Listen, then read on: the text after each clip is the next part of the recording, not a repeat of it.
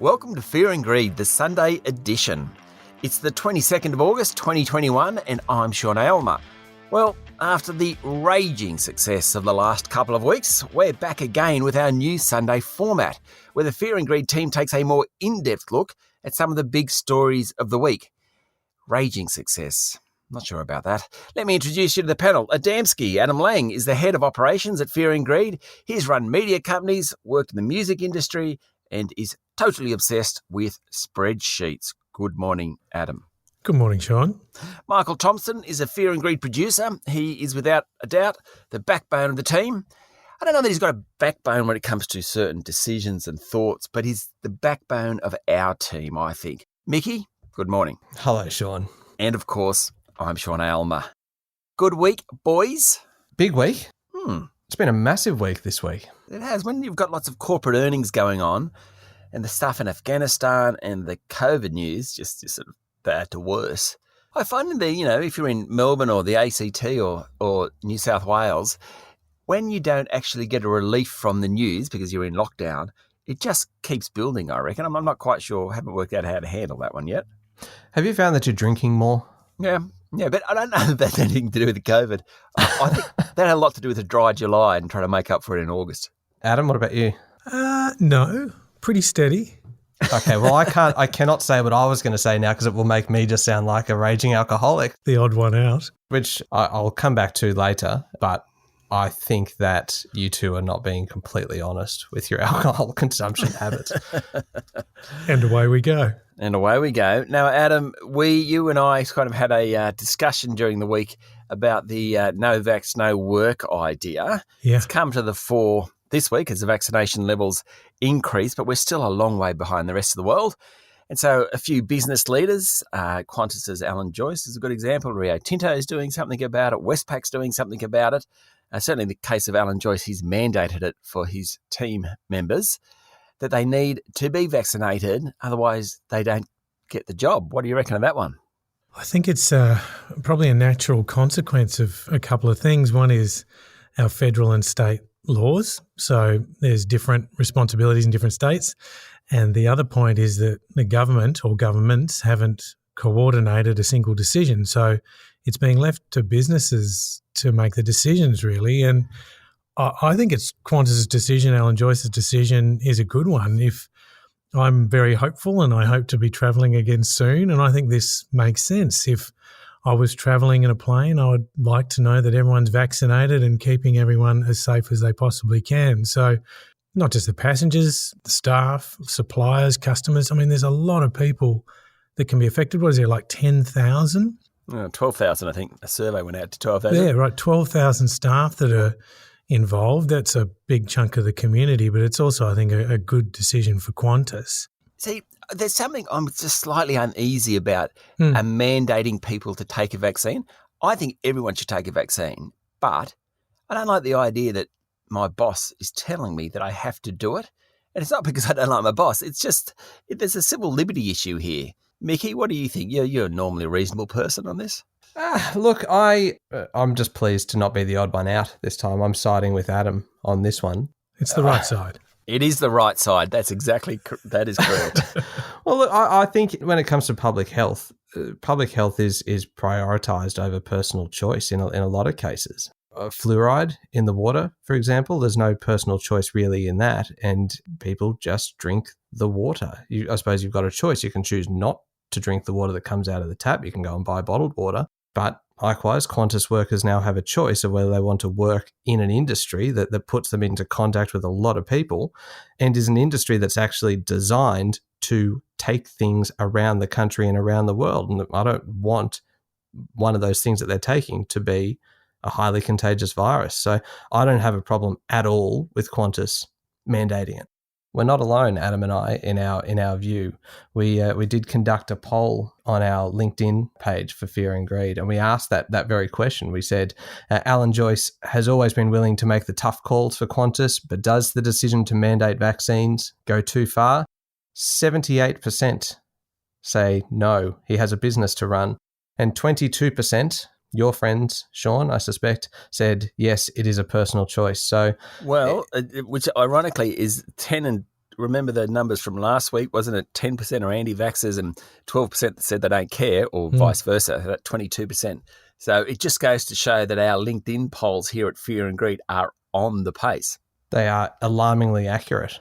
That's right. They're scientific. Dear. Now, it's been a very big week in terms of earnings. And I think, a few trends that have come out of the week, certainly big profits among the commodity guys, big dividends. But I reckon, Michael, some of the news around how the pandemic has changed behaviour has really come through in some of these earnings. Well, I like it because it seems so linear. It's basically cause and effect. People are in lockdown, therefore they spend more on certain things, and companies then see that as an increase in the bottom line. And we've really seen it over the last week with a few of the results that have been reported.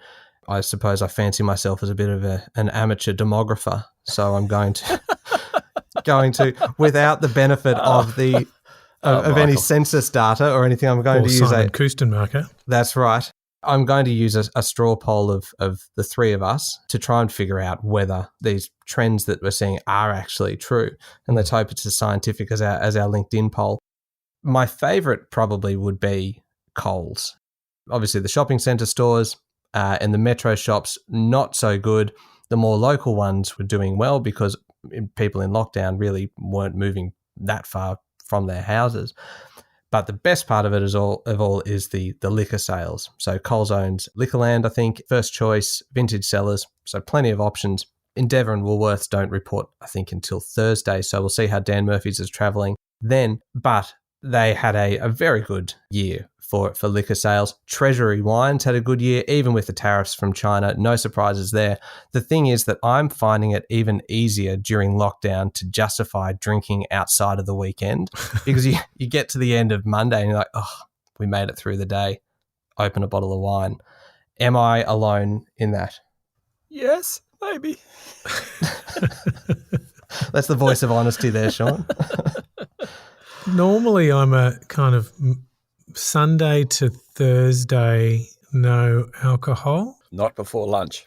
But I'll confess, I just got to Thursday and I thought, it's not looking good. This lockdown's going to go longer. And my wife and I shared a glass of wine each. It was very enjoyable. Just one? Just the one. Everything in moderation, Adamski. Everything in moderation. I think what COVID has done is certainly make people reassess themselves. Now, I'm very fortunate to have put on a few kilos in that first COVID lockdown period, which meant I've had to reassess myself. I have children who, as a result of COVID, and they're learning from home, and the older one's not actually working because he's been sort of stood down, they've gotten run into fitness. And so what I think is sort of interesting in my household, at least, and different households, different ways, but everyone in this household is trying to eat better, trying to drink less, trying to get fit. But this is a function of being horrendously unfit and drinking far too much in that first lockdown. Now, the point of all this is what COVID does do is make you reassess, I think, where you are in life and how you want to live your life and how you want to relate to each other. So in my instance, I actually am not drinking much at all. And even Fridays and Saturday nights when we don't have to get up quite as early to do these podcasts, I tend not to drink then because I haven't drunk during the week either. So I don't know, Michael. I'm just once again, I think I'm just making the argument against you for the sake of it. But in this instance, there's some truth to it. Well, where do you stand then on Breville? Big jump in net profit. Blenders, apparently air fryers are a big thing these days. We all want an air fryer. I do. I don't even know what it is. I don't get it. I don't either. But last Christmas, everyone was buying air fryers. I love Breville because, I grew up eating toasted sandwiches, which I always called a Breville by the brand name. Their results came out this week and they've done incredibly well because people are buying more appliances for the home. So along your line there, Michael, about people spending on products like that during lockdowns, but they've actually done really well in Europe, which I didn't realise they were even in Europe, and selling coffee machines to Italians, which I think is just genius. How can you do that? The pandemic's affecting them too. Well, I'll personally vouch for the quality of a Breville coffee machine. It should probably be classified as a medical device because it's basically used every day, religiously, multiple times, and it is the greatest investment that we have ever made. linking it back to obviously finance and fear and greed. Naturally. And speaking of investments, perfect segue into lotteries. One of my favourite topics of all. You and your lottery tickets. I am a fan of this is our third podcast, and now I've gotten 2 from 3. I've managed to bring up lotteries. So Tabcorp, the lotteries part of the group, had record profit. So that includes Oz Lotto, Saturday Lotto, Powerball, all lotteries that I have personally invested in with limited success, but I have a feeling my time is coming. Do any of you, and I already know where you're going to go with this, because I'm feeling increasingly like I am the odd one out in this team, but I'm assuming that you both buy a lot of lottery tickets. Adam, the logical one. So, look, I don't, but we as a family do. Every week we have a lottery ticket. Oh, Adam, this is a rationalisation. I don't, but the family does. Who pays for it? No, we do. Do your kids pay for it? No. Right. So you and your partner, Lara and Adam, pay for the ticket, Yeah. but you don't buy them. No. There you go. I'm not a big believer in it. You know, the odds don't stack up. I'm pleased you're teaching your children well then. There's room for both sides of the debate in the family. That's right. Sean, do you buy them? I don't.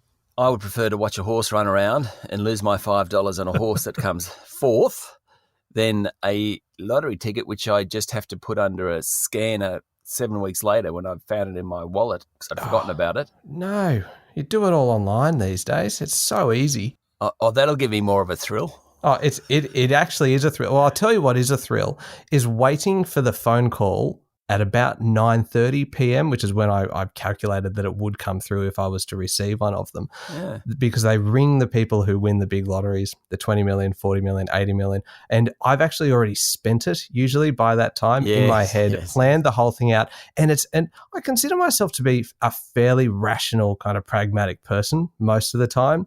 Yet when it passes 9:30 and my phone hasn't rung after one of these big draws, there is actually almost a tangible sense of loss that I have missed out on another one, but it doesn't stop me then from buying it again the following week. And I realize this podcast does not paint me in a very good light this week. You are odd. Yeah, I'm seeing this. So, Michael, you invest in this experience every week? No, that would be irrational. No, we have a threshold. So it's very rational to take a lottery ticket $20 when you've got 1 in 2 million chance or whatever it is. Very rational, Michael. I wish I had those odds. Jeez, which lottery is that? No, we buy a ticket after it reaches 10 million. Okay. So, I mean, we're only going to do it if it's really worth our while. Gotcha. So I assume we're not starting the Fear and Greed Syndicate anytime soon then. No, we're not. Anything else that people are buying more of in COVID times? Well, the thing I'm looking forward to seeing is when Nine Entertainment reports in a few days' time. I want to see how Stan does. Because streaming services, again, anecdotally, seem to be the flavour of the month or the flavour of the year, really. So I'll see how Stan goes. I haven't been watching Stan that much. I'm more of a Netflix guy. I've been binge watching Schitt's Creek over the last few months. Fantastic show, though I have mastered the art of falling asleep halfway through a 20-minute episode, which I think is a side effect of getting up at 4 o'clock. Schitt's Creek to me, it brings back very bad memories because my partner Jackie and I sat down to watch it and she cheated on me. She went away for work and sat there and watched Schitt's Creek for about 3 nights in a row. No. And so when she came back, she was like 8 episodes in front. And I explained I don't appreciate being cheated on when it comes to streaming, at least. In any way, really. But certainly when it comes to streaming, it's just been a little thing between us ever since. We just don't talk about Schitt's Creek. And it is a cracking show, but I really missed most of it because, bad blood, really. I'm sorry to have brought that up for you, Sean. Yeah, good luck in mending that bridge, Sean. Yeah. Now,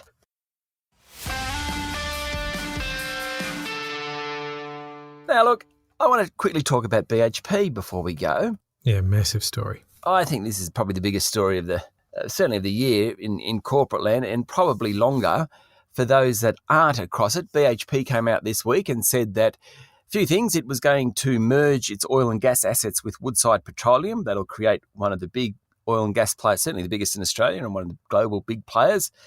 It will also move its primary listing At the moment, it's shared between London and the ASX, back to the ASX. It's looking to divest its coal assets, and it wants to spend about $8 billion in potassium fertiliser, which is commonly known as potash. Now, potash is used as a fertiliser for food products. So what BHP is doing is saying goodbye to fossil fuels and hello to agriculture. It's such a titanic shift in a company that has been truly one of the great outcomes of Australia being a resources country. And it's sort of shifting really quite dramatically. And I think it's one of those things which, when you hear the news, and BHP share price has fallen ever since. Now, part of that is because of the listing issue. But it's one of those things which I think we'll look back in years to come and say, wow, BHP used to mine iron ore and use all sorts of energy and dig up coal and certainly oil and gas. It used to be in the Gulf of Mexico, those places. And it'll be quite amazing that's what it did and where it's morphed to now. Now, iron ore is not going away anytime soon, but just such a massive change for such a big company. Sean, do you think this is it a tipping point, do you think? Will others really kind of follow suit now that one of the really big guys has done it and made such a courageous change? Will it kind of clear the path for others? Yeah, I think so. I mean, in a sense, ExxonMobil, Shell, Total, which is the French oil and gas, probably more than any others, they're all shifting to renewable energies. They're not being quite as dramatic in terms of we're selling our oil and gas, but they're certainly not investing in that part of their business anywhere near as much, and they're investing in wind and solar, hydrogen, green hydrogen particularly. So they're all looking at that sort of thing. So BHP, it's not a tipping point in a global scale, but in Australia, what we've had in the last few months is Fortescue Metals come out and say, we're going to be carbon neutral, and Andrew Forrest, its owner, set up a massive fund to develop green technologies such as hydrogen. BHP is now doing this. We've had the banks coming out in the last couple of years saying we're not going to lend to some of these projects anymore. Even last week, Commonwealth Bank was under pressure from activists asking how they rated and thought about green issues within their own business and when they invested. The fact that BHP has come out and said, okay, it's time to make the change, I do think it probably within our local market is a tipping point. Sean, you mentioned before about COVID and lockdowns causing you to reflect on life and how you want to live. And I think that's probably true of many around the world in the last year and a half or so. But also just the scale of information, and I think the tipping point, to use that word, on climate information and the recent intergovernmental report on climate, it really does feel like this is a shift away from saying, we don't have to worry about the climate. That public sentiment has thoroughly turned. And I thought that BHP's move is quite emblematic of that. I also think for Australia too, I love the move into supporting food growth in this country. So I think that's a space where we can do more. So I thought it was a terrific story. And I think you're right. I think were it not for other factors, it would have been much bigger and in creating more attention. Well said, Adam. That's it for this morning, Sunday the 22nd of August. Michael, Mickey, Adamski, thanks for being part of it. Thank you, Sean. Thanks, Sean. I'll be back tomorrow morning with a regular edition of Fear and Greed. I'm Sean Aylmer. Enjoy your Sunday.